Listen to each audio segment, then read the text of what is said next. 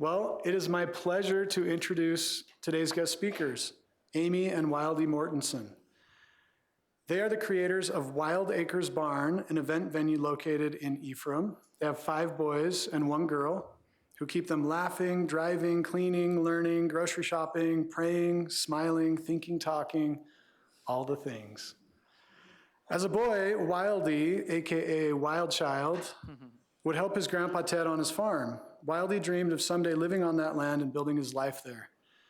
When Amy and Wildee married in 2013, they blended their families and their dreams and started working towards Wild Acres.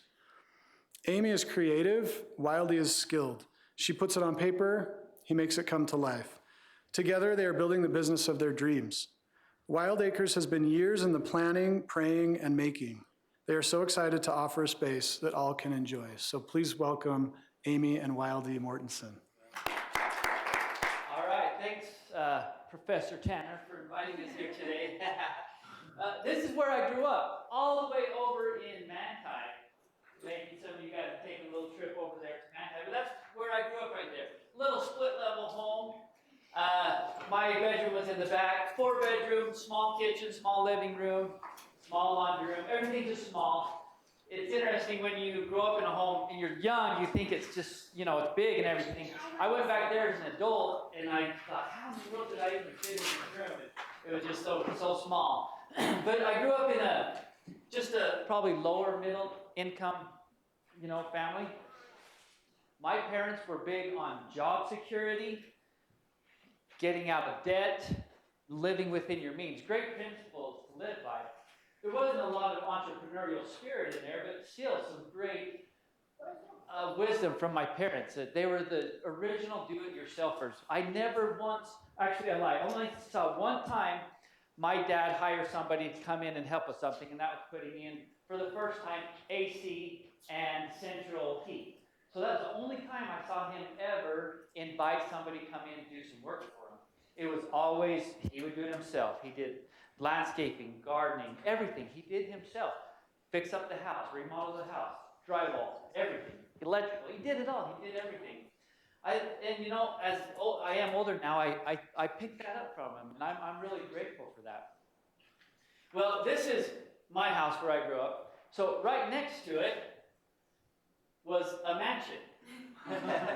Now, this was the biggest house in Manti when I was growing up. It's probably still a top contender there, one of the biggest houses there. But our house would literally fit inside the garage right there. I know it's hard to see perspective of the 2 houses not being together, but our house could fit inside that garage. And it was always just kind of interesting. This was someone who owned their own paving company, and they employed, at the time, most people, and a lot of people in Sanpete County. And so I love this contrast there of kind of seeing what can happen, what in a financial sense, what can happen if you have that entrepreneurial spirit in you and you want to go for it and you want to go after it. Well, a couple more things about growing up.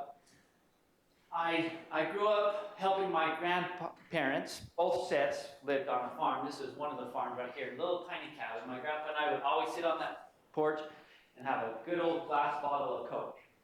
And so it's still one of my most favorite memories, and I still love drinking that Coke in a glass bottle. But I grew up, I helped with the sheep, I helped moving sprinkler lines and all that kind of stuff. Here's another little picture of this cabin.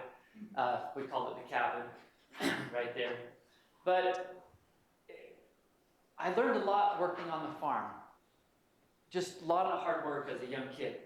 I also, let me go back a little bit. Growing up, I worked in an elementary school as a janitor. I worked farm, mowing lawns, just a lot of anything I could do to try to earn some money. I had to pay for everything that I had. If I wanted a vehicle, I had to pay for it. If I wanted gas, if I wanted to spend money, I had to earn the money. There's no way my parents could afford to just hand out money to me. So it's something that I had to do. I had to earn that money. And I understand the value of hard work, working on farms and in other places. So life goes on. I going to Snow College, I decided to join one of those sales teams, you know, go out, knock door to door, do some sales work. And life was good. I was living in warehouses, in this coffee warehouse. I'd just sleep on the floor. I'd sleep in the back of my car. I'd sleep in a tent, knocking doors, making sales. And as I look back on that, I think that was a good experience for me to go do sales, because it really taught kind of how to close a deal. It taught me how to work, and everything I do, I earn. I was my own boss also at the same time. So that was good. So life goes on, continues on. My brother offers me an opportunity to work in the stucco business with him. He had a very large company down in St. George of stucco. And he brought me on as a manager to open up another area in Cedar City, and it did really well, living high on the hog. But then in 2008, the housing market just crashed, and I was done. There was nothing. There was nothing for me. Every door I knocked, everywhere I went, nothing. Work dried up. So I moved back to Ephraim, still running a little stucco business here, and not going very well. It was rough. It was rough. So I decided, well, I got to do some other things. So I started this rock academy business. And, you know, kids coming and playing rock music and stuff, it was really fun. I loved it. If I could be anything, it'd be a rock star, but I can't. I can't sing, carry a tune. But, so, you know, it was tough. It was tough.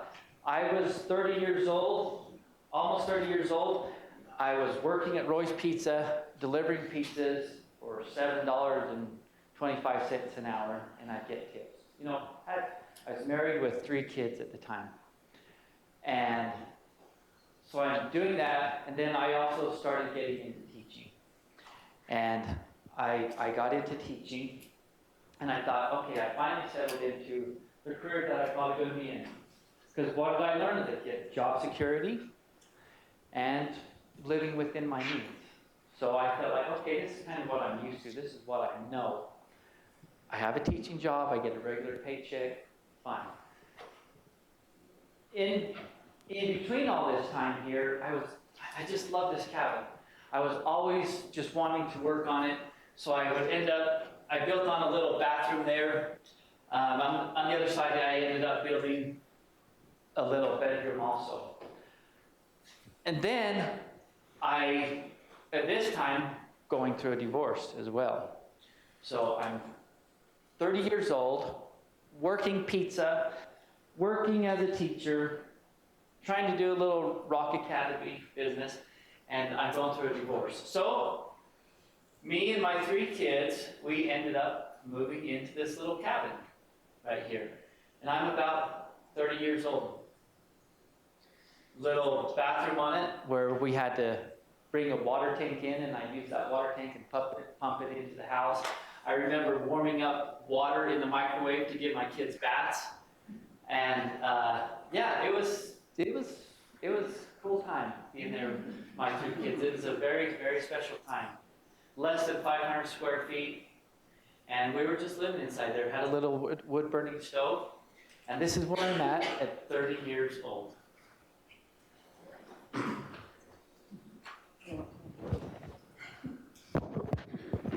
me put this on you.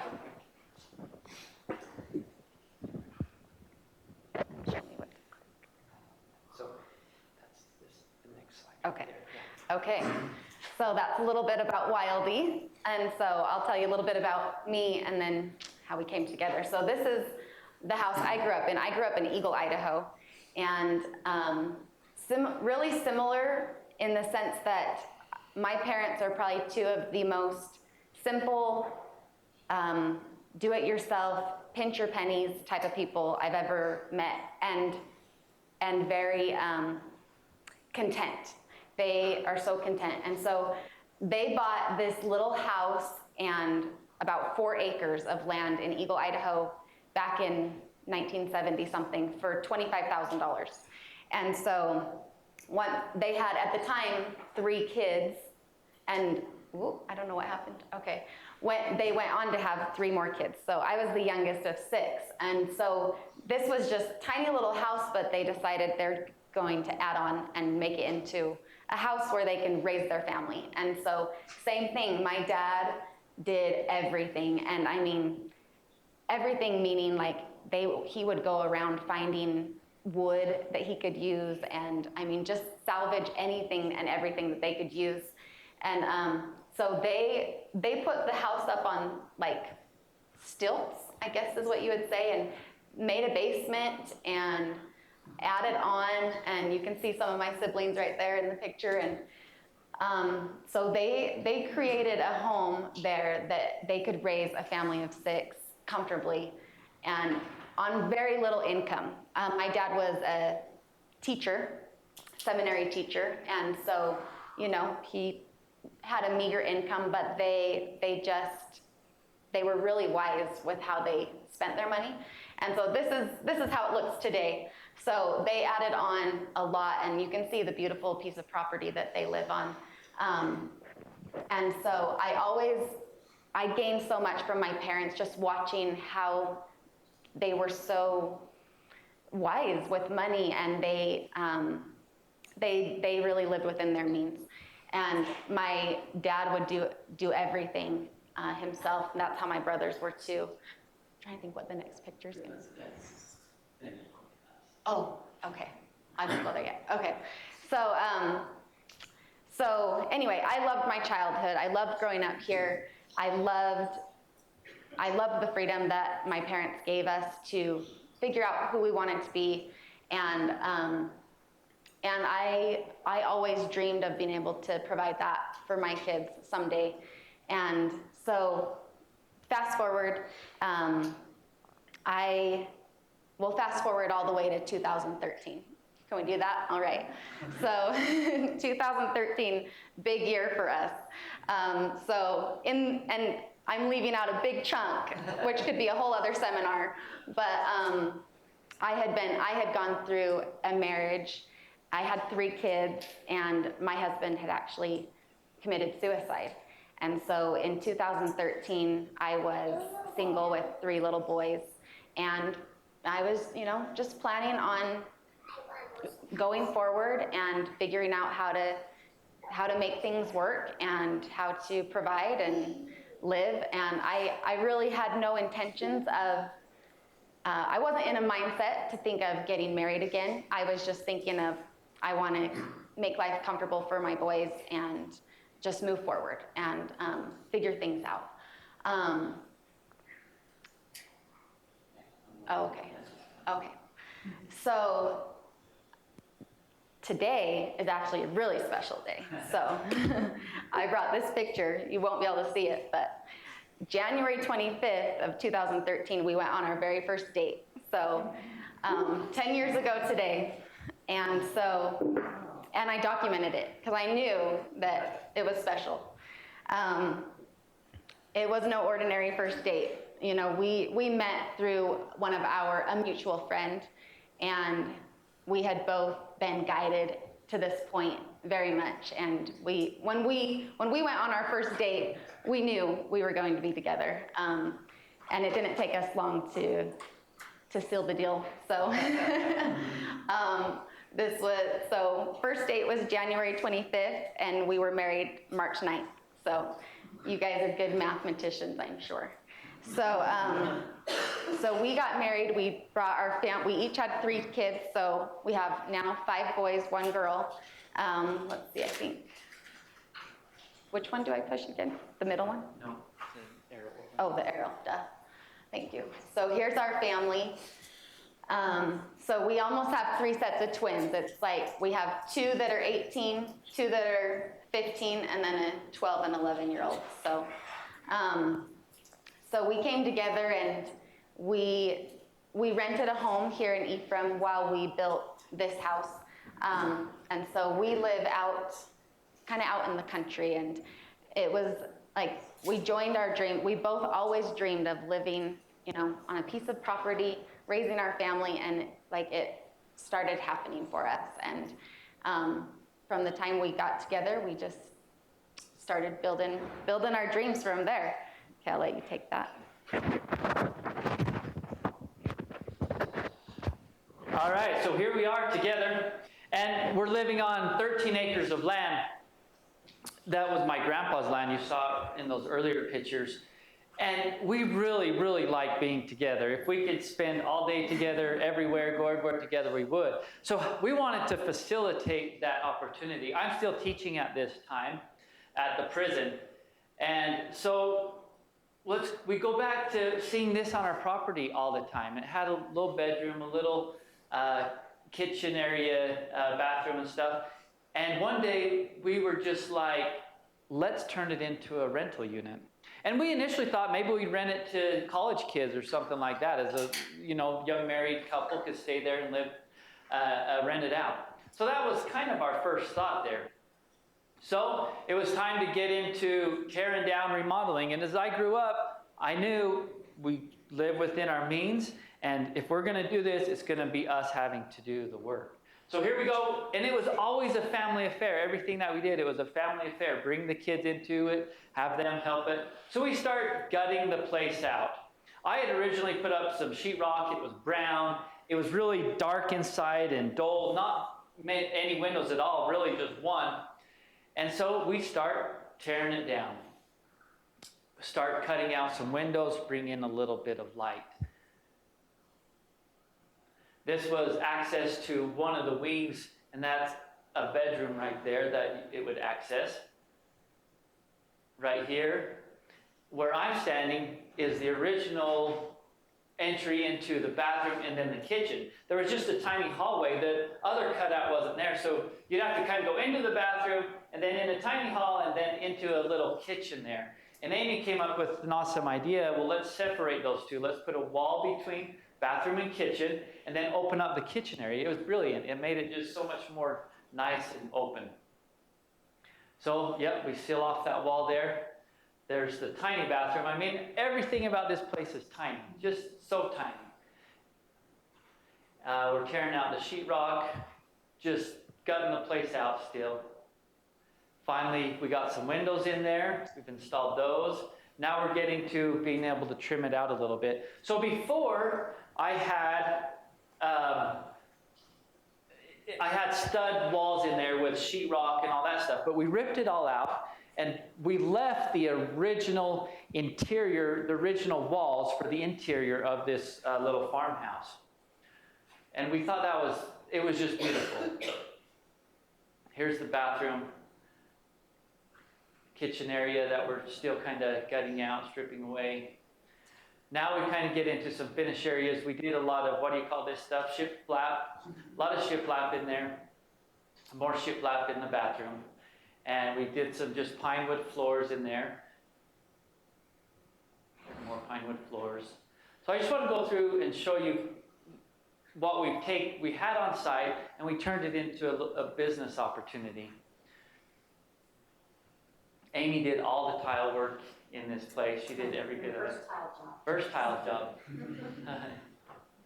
We had so much fun just coming up with the ideas ourselves and being able to do it ourselves. And one thing about doing a small area is you could become like real creative, I think. And these tiles were expensive, but there weren't a lot that we had to do. So it was kind of worth to have something a little bit different, something exciting in there. So here we are turning this little farmhouse into a little rental unit that we could have. Some more tile in the bathroom. Everything's tiny. I mean, this is going to be for a little bathroom, just a tiny sink. And we're getting down to the finished stuff here.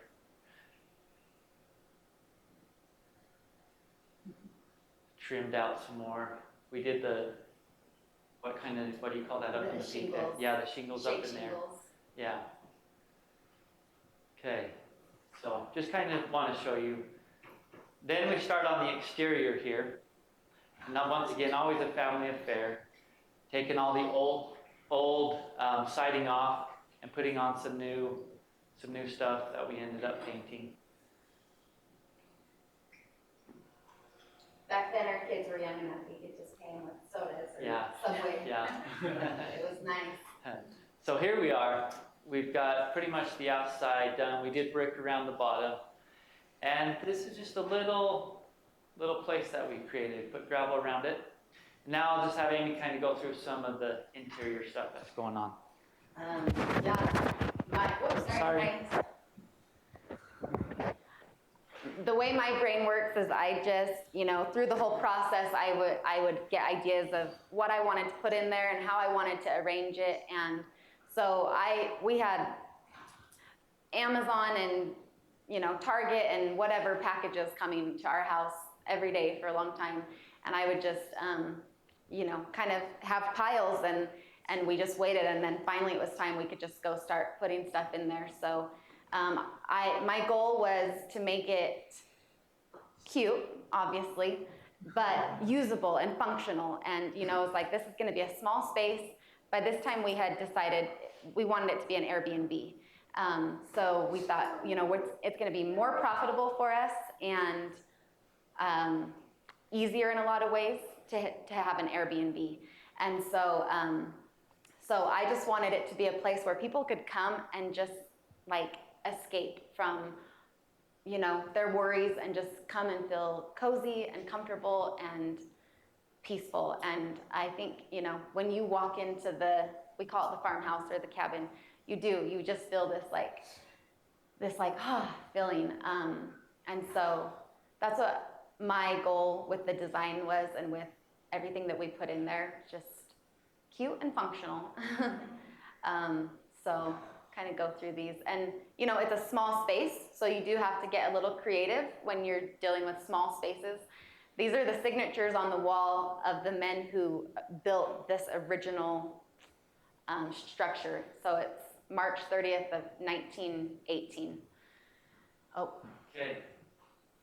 So the inside is done, ready to go, but we didn't feel like it was quite to the point where we wanted it to be. And so we have the outside area, and I asked Amy, hey, will you just draw up kind of a plan of what you want? Where you want structures to go, pots to go, flowers to go, gardens to go, whatever you want. And I need that big picture because I need it to run sprinkler lines and electricity and all that kind of stuff. Now, and I was expecting, because when I do plans, I draw them out to scale, I detail them, I tell how many feet there are, the height it is, how many windows, and everything's to scale. So, I give her this nice big piece of paper, a ruler, a compass, and all this stuff, and I'm like, okay, could you just kind of do this for me? And so she gets going on it. She said, yeah, I will. And she comes up with this design. All I needed was my clipboard and paper. Yeah. And I love that. I love it so much. I think it just kind of ties us together. We just kind of bounce off of each other. And I love how she did it. It's not to scale or anything like that, but it does. It gives us the vision of what we want out here. So first thing, we start with this little A-frame, little TP thing out here that we start building. And I've got a lot of pictures, so I'm probably going to have to move through a little bit faster. But everything that we do, we just wanted to bring an atmosphere of really peace and comfort. And a lot of people come here from the city, and they just say, we just love getting away from the city and coming to this peaceful environment. So this is kind of what the raw land looked like. I built a pergola, and so now we start putting in these garden boxes, and you can just kind of see the space getting filled up. It was just, you saw it, fields of weeds, and then each little thing that we did was like, oh wow, that makes a big difference, and each little thing added this value to it. Just made it a beautiful area. Yeah. And maybe you're going to say this, Go ahead. but once we opened, our goal at that time was, okay, if we can have 6 people a month rent this out, then that's $600 a month. That's what you would get if you were renting it out to a college student. So that was kind of our goal, was like 6 people a month. Yeah. And go ahead. If we could just get 6 people a month, we're sitting good. Because we had initially thought about renting, like she said, to college students. We charge $400, $500, $600 a month, and that would be pretty good little extra income for us. And so we continue building this beautiful space, and we get in a hot tub, and we finally get to the point, okay, let's open it up. And I don't know, I kind of still remember the first couple that stayed there, and that was exciting. I remember we looked out our window from our house. Yeah, we're like stalking them the whole time and everything. And they loved it. They absolutely loved it. And then all of a sudden this snowball effect started to happen. A lot more people started telling about this place that they stayed at. And now, you know, we're 5-star rated, and we're booked probably, you wouldn't believe it here in Ephraim, we're booked like at least 80% of the month. And so, you know, we're going from thinking getting $600 a month now to, you know, $2,000-$3,000 a month. Just this little place that we had the space, we had this little structure there. We put into it, I think, $30,000. And, you know, it's easily making that in a year. And so we feel very grateful that we took something that we had and we put it to use. Well, once this gets going, we think of what else can we do? What else can we do? And I don't remember, when is the moment that we thought we wanted to do like a reception center? Do you remember? Yeah, I remember we were just hanging out in our living room with our niece Courtney. Yeah. And talking about weddings because she's a photographer, and we were like, that's what we need to do. Like, why haven't we done that? Yeah. So, absolutely. And I know other people around. I worked at the prison in Gunnison. I know one guy down there is like, oh man, I want to do this wedding thing. I think it'd do well. And, you know, I've heard of the idea, but nobody really went forward and did it. And we decided we're going to do it. So, I just want to go through kind of the process of getting to that point.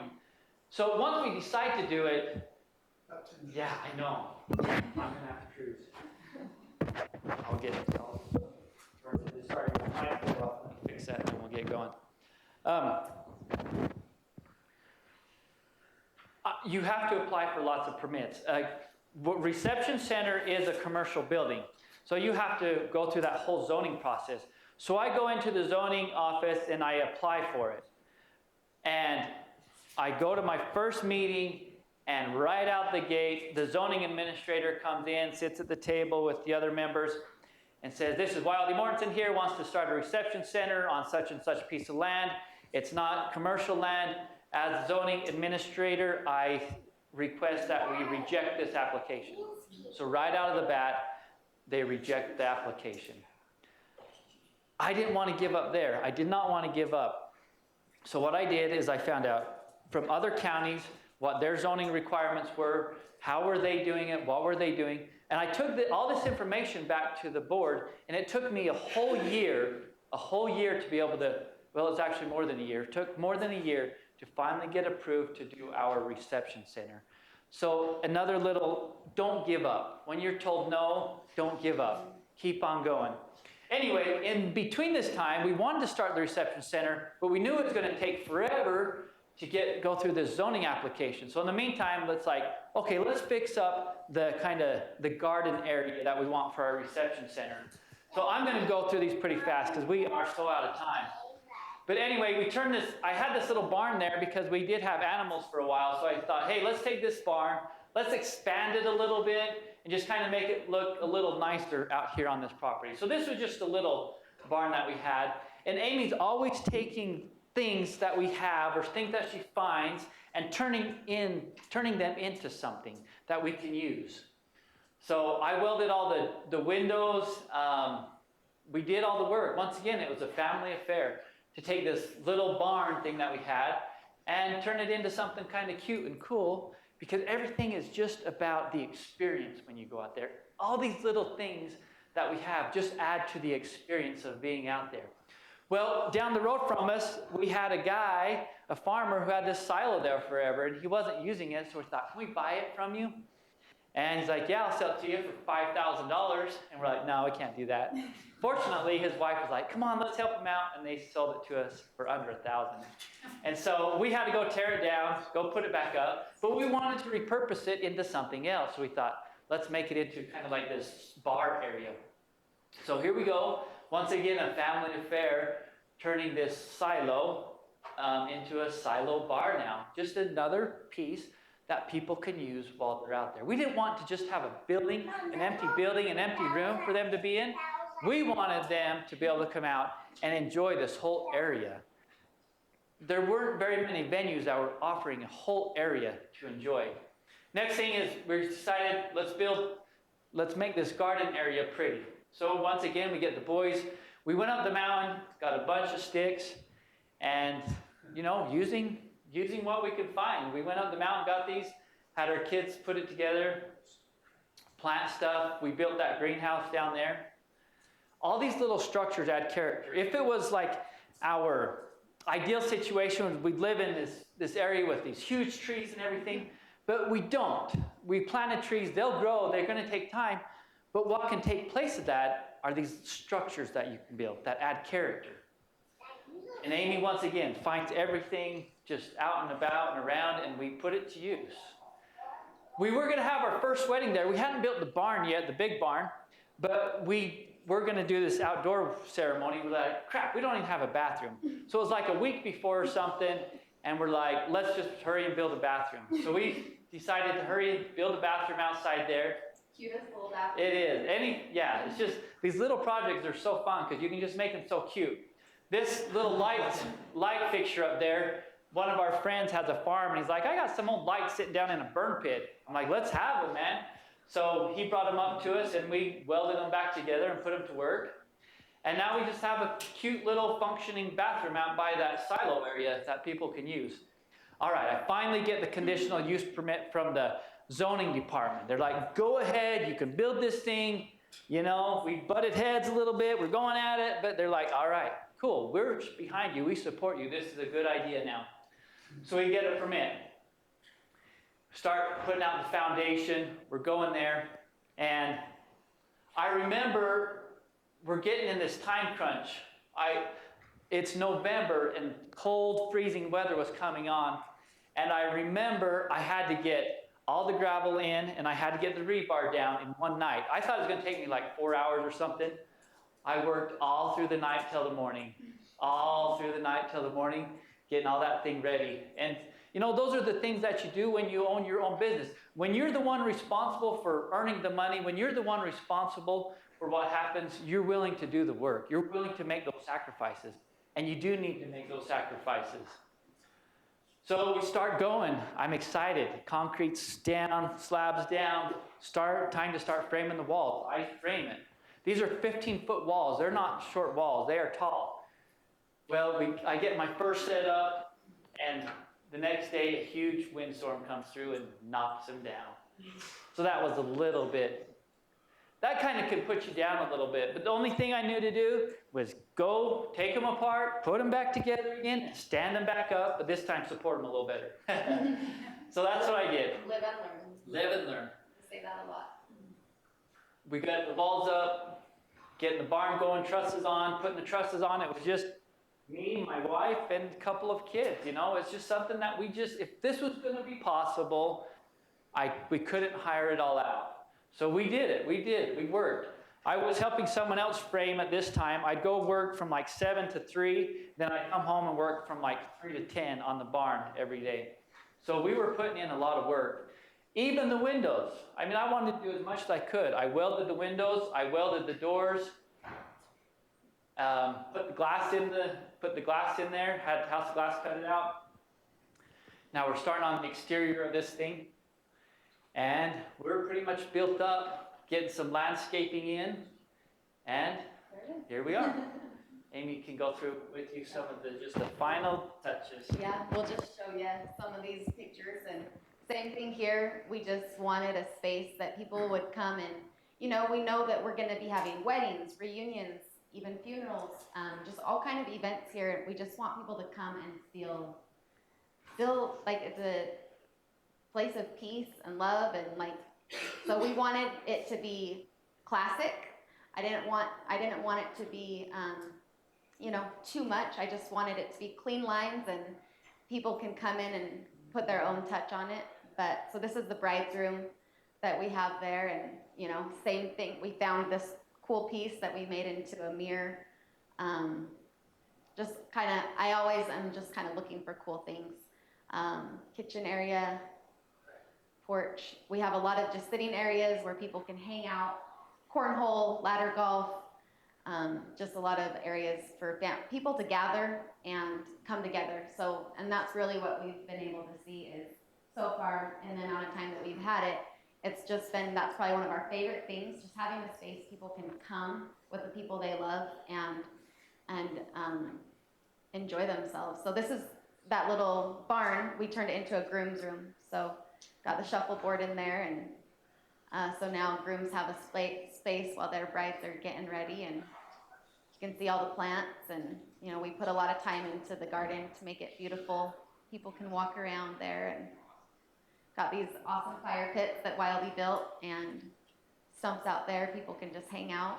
So remember this when you're, you know, having an event. Wild Acres, just right 5 minutes down the road from you. So, one thing, lessons learned. Trying to turn the lights on really quick. Yeah. You got about 2 minutes. Yep. That's Wild Acres Barn. We love the idea here, WA, Wild Acres, because it also represents our name, Wildee and Amy. And I would say our best asset is really each other. Your partner is your biggest asset. In small businesses, it's usually your spouse.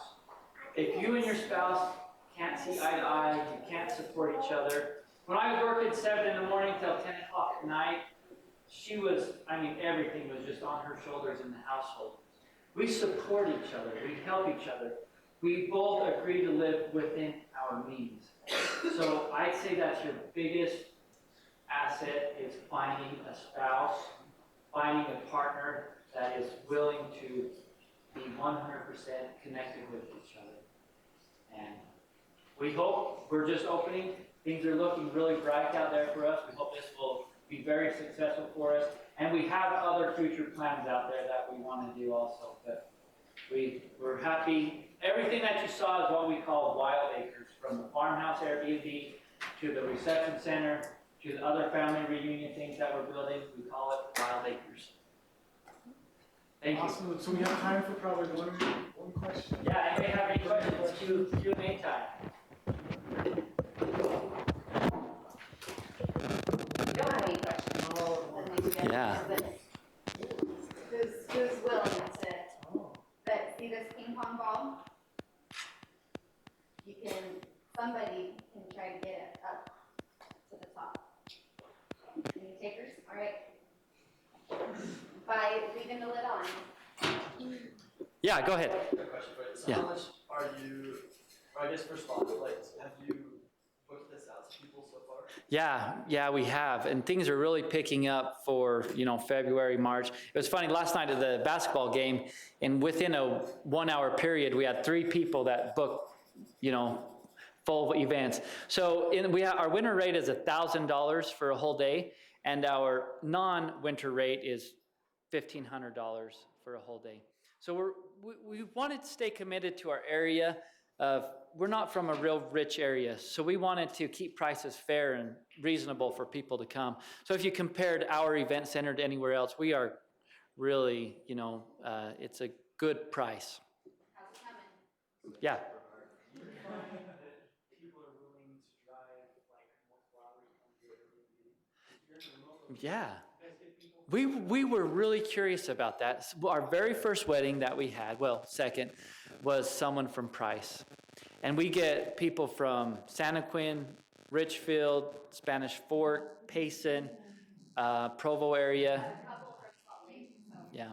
I think people are nowadays a little bit more willing to go somewhere. They're kind of making it like a whole experience for the day. So Yeah. that works in our Yeah. Yeah. So we didn't know if that would happen, and it is. Yeah. Yeah.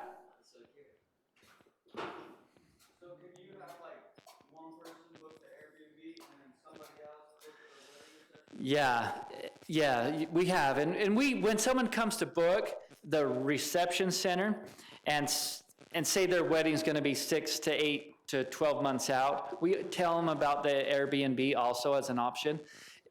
The trouble is, if you're going to book the reception center within a couple months, unlikely that the Airbnb will be open because it's booked out pretty far ahead, pretty full.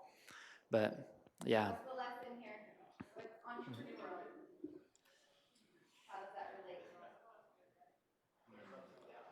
Ups and downs. Up and down. What else? That's right. Yeah, don't give up, right? Which if I would have let you keep, I should have given it to you at the beginning of the hour. You would have got it. So don't give up. Thank you for your time.